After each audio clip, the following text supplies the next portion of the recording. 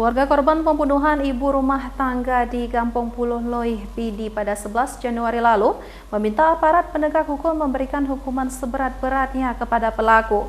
Pelaku merupakan suami korban yang tega menghabisi istrinya karena dipicu sakit hati dan cemburu.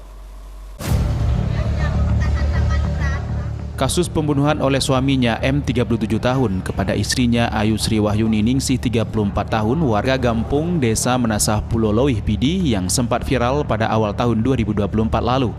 Dengan motif cemburu, lalu kemudian mayat korban tersebut ditemukan oleh anak kandungnya telah terkubur dengan karung di dalam rumah oleh tersangka. Saat konferensi pers kepada awak media di Losmawe, Megawati 43 tahun, kakak kandung korban, yang didampingi Ketua Yayasan Lembaga Bantuan Hukum LBH Cahaya Rakyat Aceh atau Cakra, Fakhur Razi, berharap kepada pengadilan saat tuntutan nantinya tersangka harus dihukum berat sesuai dengan perbuatannya, yaitu menghilangkan nyawa adiknya secara sengaja.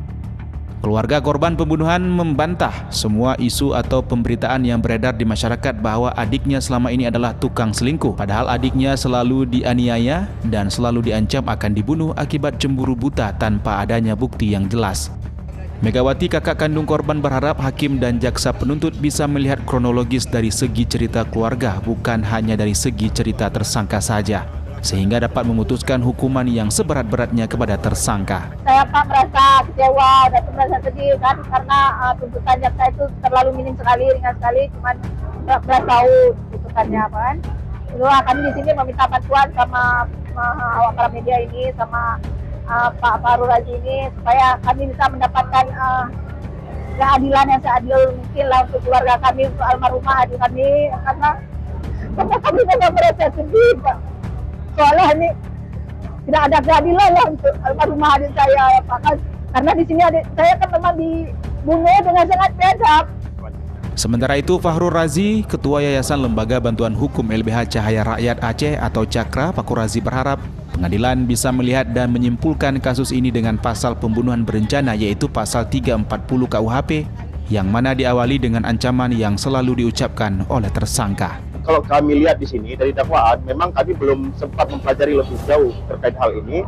Tapi dari kalau kami lihat dari dakwaannya, ini dakwaan menggunakan dakwaan subsidiaritas, di mana menggunakan 3 pasal: pembunuhan berencana, pembunuhan biasa, bahkan pembunuhan terhadap keluarga inti, istri maupun anak. Nah, jika memang kita melihat kronologisnya, seharusnya memang masalah ini, pembunuhan ini kan masuk ke dalam pembunuhan berencana. Kalau kita lihat dari kronologisnya, seperti yang didakwakan oleh jaksa penuntut umum.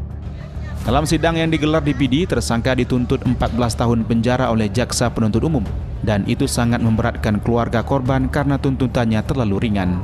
Dari Losmawe, Armia Jamil, iNews melaporkan.